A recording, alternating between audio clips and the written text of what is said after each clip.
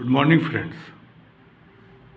आज मैं second video लेकर आया हूँ। जैसा मैंने पहले कहा था अपने पहले वीडियो में, 10th साइंस एनसीईआरटी चैप्टर 12 का इलेक्ट्रिसिटी पर टॉपिक है electrical potential and potential difference. ये हमारा सेकंड वीडियो है। आपके पहले भी मैंने कह चुका हूँ कि मैं आपके एनसीईआरटी बुक के चैप्टर के एक एक लाइन को, एक एक वर्ड को समझाने का कोशिश कर रहा हूँ, जो कि आपके बोर्ड एग्ज़ाम में काफ़ी हेल्पफुल है। क्योंकि अगर आप एनसीईआरटी बुक पर ज़्यादा फोकस करते हैं तो आप निश्चित रूप से 60% प्लस मार्क्स जो है इजीली अचीव कर पाइएगा। तो आइए पढ़ते हैं। What makes the electric charge to flow. पहला वीडियो में मैंने बात किया कि करंट होता क्या है, इलेक्ट्रिकल करंट क्या होता है, इलेक्ट्रिकल करंट जो है बना हुआ किससे है, और वो फ्लो कैसे करता है। तो फ्लो के लिए इस वीडियो में हम लोग देखते हैं कि since charge do not flow in copper metallic wire by themselves, तो अगर तार में अपने से चार्ज फ्लो करे, क्योंकि मेटालिक वायर है, ठीक है, इलेक्ट्रॉन तो है उसमें, इलेक्ट्रॉन चार्ज पार्टिकल भी है जिसमें कि -1.6 इंटू 10⁻⁻19 कूलम का चार्ज रहता है, मगर ये खुद ही फ्लो नहीं करेगा।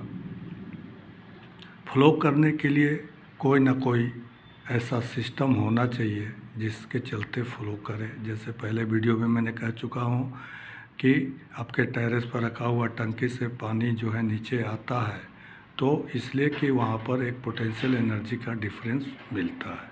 उसी तरह आपका कंडक्टर में भी चार्ज फ्लो करेगा तो कहीं ना कहीं एक पोटेंशियल डिफरेंस होना ज़रूरी है। Let us consider the analogy of flow of water. Water in a perfectly horizontal tube do not flow. तो बिल्कुल हॉरिजेंटल में अगर रखा जाए पानी को तो देखिएगा कि फ्लो नहीं करेगा। अगर आपका पाइप में रखा हुआ है तो ठीक है। अब जैसे यहाँ पर एक फिगर हम दिखला रहे हैं जो कि बिल्कुल हॉरिजेंटल में रखा हुआ है। दोनों एंड पर आपका पोटेंशियल एनर्जी ग्रेविटी के हिसाब से देखें तो mgh और mgh है। mgh माइनस mgh अगर करेंगे तो पोटेंशियल डिफरेंस ज़ीरो हो जाएगा, और जब पोटेंशियल डिफरेंस ज़ीरो हो गया तो इन किसी भी एंड से पानी फ्लो नहीं करेगा। मगर जैसे ही हम थोड़ा उसको टिल्ट करते हैं, एक जगह का मान लीजिए कि पोटेंशियल डिफरेंस जो थोड़ा सा हाइट पर है mgh1 है, और दूसरे पर mgh2 है जो कि थोड़ा हाइट नीचे है, तो आप देखिएगा कि इस एंड में mgh2 वाला पोटेंशियल एनर्जी के लेवल वाला एंड में क्या है कि पानी फ्लो करने लगता है। क्यों कि यहाँ पर पोटेंशियल डिफरेंस जो है आपका कुछ मिल गया। जैसे ही पोटेंशियल डिफरेंस मिलेगा तो लिक्विड फ्लूइड फ्लो करना शुरू करता है। उसी तरह आपका इलेक्ट्रिक सर्किट में भी पोटेंशियल डिफरेंस होगा तो ही आपका इलेक्ट्रिक चार्ज फ्लो कर पाएगा। तो आगे कंटिन्यू करते हैं। But if one end of the tube kept higher level, water flow out of other end because there is pressure difference between the two ends of the tube. तो इस analogy को हम लोग समझ चुके हैं कि वाटर कैसे फ्लो करता है, क्योंकि पोटेंशियल डिफरेंस मिलता है। उसी तरह इलेक्ट्रिक चार्ज भी फ्लो करेगा जब पोटेंशियल डिफरेंस मिलेगा। तो similarly flow of charges in conducting metal wire due to potential difference in the electric pressure. अब इस क्या है potential difference?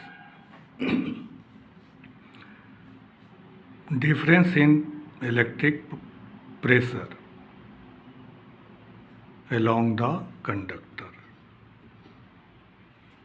This difference may be produced by the battery. और ये डिफरेंस कौन लाता है? तो कोई इलेक्ट्रिक सिस्टम होगा, बैटरी है, सेल है, ये पोटेंशियल डिफरेंस बताता है। क्योंकि पहले वीडियो में मैंने बताया है कि कोई भी सेल या बैटरी में दो टर्मिनल होते हैं, एक पॉजिटिव में एक नेगेटिव में। तो पॉजिटिव वाला हायर पोटेंशियल लेवल पर रहता है, नेगेटिव वाला लोअर पोटेंशियल लेवल पर रहता है, और जिसके चलते एक पोटेंशियल डिफरेंस मिलता है। और इसी डिफरेंस के चलते जो है आपका पोटेंशियल चार्ज जो है आपका फ्लो करता है। ये पोटेंशियल डिफरेंस बनता कैसे है बैटरियों में? तो वहाँ पर आप जान रहे हैं कि जो भी बैटरी है वो एक केमिकल डिवाइस के रूप में भी है, जो कि वहाँ पर केमिकल रिएक्शंस हो रहे हैं, और केमिकल रिएक्शंस होने के चलते दो टर्मिनल आपका बन जाता है। ठीक है, तो chemical actions within the cell होगा और वो जनरेट करेगा आपका potential difference across the terminal. Potential difference जो आपका सेल के चलते बन रहा है, और यही आपका तो chemical actions within a cell generates the potential difference across the terminal of the cell even when no current is drawn from it. तो केमिकल एक्शन जो है बैटरी के अंदर, सेल के अंदर, वो हमेशा बनता रहता है और दोनों टर्मिनल पर चार्ज एस्टेब्लिश होता रहता है, और जिसके चलते एक पोटेंशियल डिफरेंस सेल में अवेलेबल हमेशा मिलता है। जैसे ही इसको आप कनेक्ट करने जाते हैं तो फिर ये अपना काम करना शुरू करता है। फिर आपके बुक में लिख रहा है कि when this cell connected to a conducting circuit element the potential difference set the charge in motion in the conductor and produce an electric current। तो जैसे ही आप सर्किट में इसको कनेक्ट करते हैं तो चार्ज को ये पोटेंशियल डिफरेंस क्या करता है कि मोशन में ला देता है, और जब चार्ज मोशन में आएगा तो आपका करंट फ्लो करने लगता है। ये बात हम लोग पहले भी अपने पहले वीडियो में भी डिस्कस कर चुके हैं। अब आइए कि in order to maintain the current in a given electrical circuit the cell has to expend its chemical energy stored in it. तो ये पोटेंशियल डिफरेंस के चलते आपका सर्किट में करंट जो दौड़ रहा है, तो इसको मेंटेन करने के लिए आपका सेल जो है एक वर्क कर रहा है, और ये वर्क करने के लिए एनर्जी ला रहा है। आपका जो उसके अंदर केमिकल एनर्जी स्टोर था वही एक्सपेंड हो रहा है और दूसरे फॉर्म में, वर्क के फॉर्म में वो कन्वर्ट हो रहा है। तो हम लोग कैसे डिफाइन कर सकते हैं पोटेंशियल डिफरेंस को कि it is work done to move unit charge from one point to other. तो पोटेंशियल डिफरेंस को हम लोग V से, जो कि वोल्ट में लेते हैं,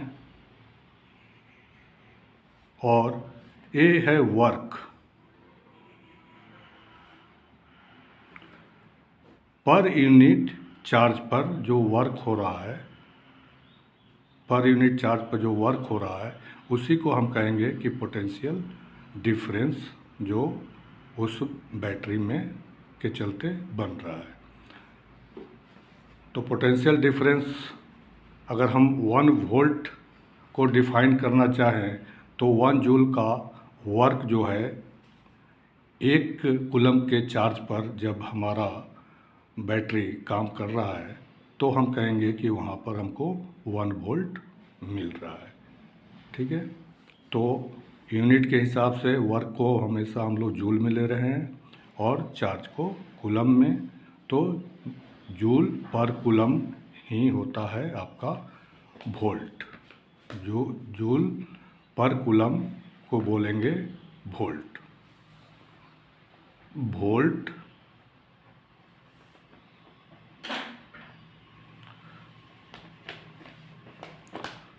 वोल्ट अगर हम ले रहे हैं तो इसको कहेंगे कि जूल पर कूलम। तो यूनिट को ध्यान में रखने का है हमेशा, जब भी आप न्यूमेरिकल वगैरह सॉल्व करेंगे तो ये हेल्प करेगा। फिर आइए कि potential difference is measured by the means of an instrument called volt meter. तो जैसे करंट को हम लोग मेजर किए थे एमीटर से, उसी तरह वोल्टेज को मेजर करने के लिए हमको एक डिवाइस यूज करते हैं जिसको कि वोल्ट मीटर कहते हैं। और एमीटर हमेशा सीरीज में जोड़े थे, मगर वोल्ट मीटर यहाँ पर जो है आपका पैरेलल सर्किट में पैरेलल में जोड़ेंगे और across the point between which the potential difference is to measure. जिसका पोटेंशियल डिफरेंस हमको मेजर करना होता है उसी के अक्रॉस हमको इसको मेजर करना होता है। तो आप देखें कि सर्किट में ये जैसे हमारा बल्ब है तो बल्ब के अक्रॉस हमको वोल्टेज मेजर करना है, तो उसी के अक्रॉस जो है हमने क्या किया कि वोल्ट मीटर को कनेक्ट किया। ध्यान रखिएगा इसमें भी पॉजिटिव नेगेटिव होता है। तो सर्किट का डायरेक्शन जैसे चल रहा है यहाँ पॉजिटिव ले लिए, फिर यहाँ नेगेटिव लिए, और एमीटर फिर सर्किट का डायरेक्शन है तो पॉजिटिव लिए नेगेटिव लिए। तो सर्किट में कैसे जोड़ना है उसका टर्मिनल को देख के समझ के ही जोड़ा जाता है। इस बात का अच्छी तरह कंसेप्ट में क्लियर रखिएगा। और वोल्ट जो है वो आपका एक यूनिट है। अब हमको जो है कई यूनिटों में वोल्ट को ज़रूरत पड़ता है, छोटा से लेकर बड़ा। तो अगर मिलीमीटर में ले रहे हैं तो 10⁻³ वोल्ट ले लेंगे, माइक्रोमीटर में ले रहे हैं तो 10⁻⁶ ले लेंगे, किलो वोल्ट अगर करेंगे तो 10⁻³ और मेगा वोल्ट अगर करेंगे तो 10⁻6 वोल्ट हमको लेना है।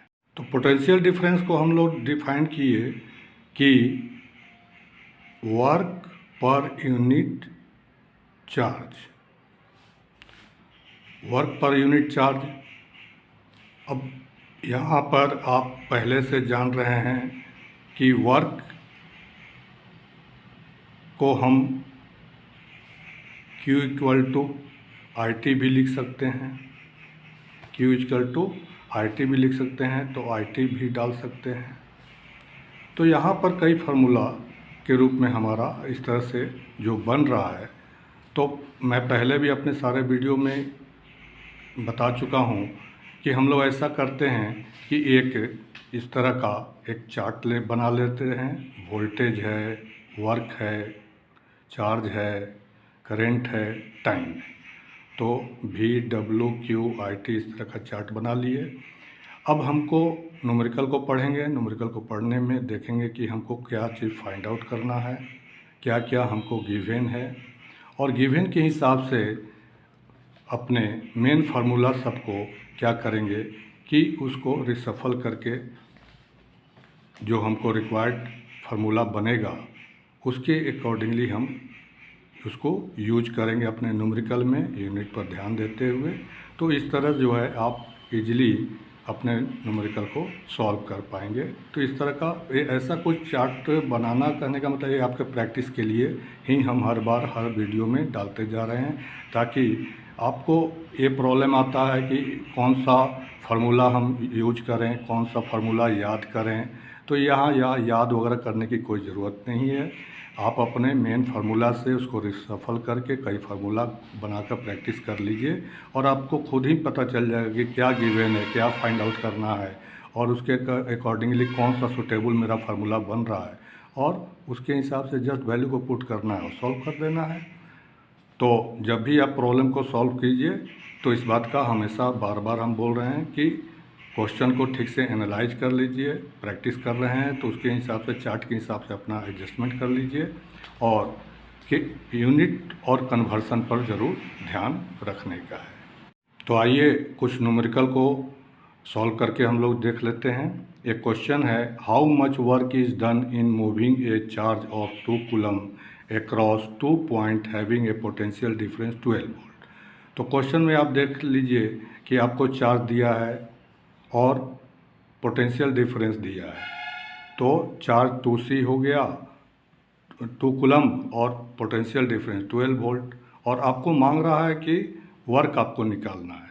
तो वर्क निकालना है तो आप जान रहे हैं कि V equal to main formula में आइए, V इक्वल टू W/Q। अब इससे हमको वर्क निकालने के लिए प्रॉब्लम को इस तरह से हम फार्मूला सेट कर लिए, वैल्यू को पुट किए, सॉल्व कर लिए।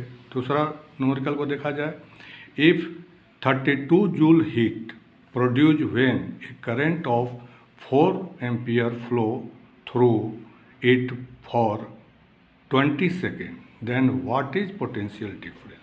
तो यहाँ पर देखिए हीट दिया हुआ है और हीट भी एक एनर्जी है और एनर्जी का रिलेशन हम सीधा वर्क से ले सकते हैं। तो कंफ्यूज नहीं होने का कि वर्क तो दिया नहीं है, कैसे सॉल्व करेंगे। आप देखिएगा कि उसी जाति का है कि नहीं, मतलब एनर्जी जाति का है कि नहीं। एनर्जी जाति में वर्क भी आता है, हीट भी आता है। हीट दे दिया मतलब वर्क मिल गया। तो 32 जूल आपको वर्क के रूप में आप ले सकते हैं। करंट आपको दिया हुआ है 4 एम्पियर और टाइम दिया हुआ है 20 सेकेंड। अब इसको लेकर W/Q मेरा मेन फार्मूला हुआ। Q के जगह पर IT भी हम डालते हैं। अब देखिए कि हमको पोटेंशियल डिफरेंस निकालना है तो इस तरह हमारा एक फार्मूला बना और फार्मूला में वैल्यू को पुट किए तो हमारा 0.4 वोल्ट निकल गया। नेक्स्ट एक प्रॉब्लम को देखा जाए, 5000 joule of work would is done to carry how much charge between 2 points having potential difference of 100 volt। तो क्वेश्चन में आपका एक तरह से वर्क दे दिया, वोल्टेज दे दिया, चार्ज निकालना है। फिर उसी तरह से रिशफल करके मेन फार्मूला को Q W/V कर दिए और इस तरह से सॉल्व हो गया। ठीक है, तो आप देखेंगे कि ऐसा कुछ नहीं है। आप अपने माइंड में किसी तरह का वो बात ना रखें, कोई कन्फ्यूजन, कोई डर नहीं रखिए। बहुत आसान है। आप केवल हमारा वीडियो को देखते चलिए और NCERT बुक को फिर लाइन बाय लाइन पढ़ते भी चलिए। कंसेप्ट क्लियर कीजिए, उससे रिलेटेड जितना भी प्रॉब्लम है उसको अपना प्रैक्टिस में बुक से सॉल्व करते चलिए और आस्ते आस्ते आप खुद महसूस करेंगे कि आपका कॉन्फिडेंस लेवल बढ़ता जा रहा है और आप गारंटेड कि आप 100% क्वेश्चन बहुत अच्छी से कर पाएंगे। तो आज यहीं तक, थैंक यू।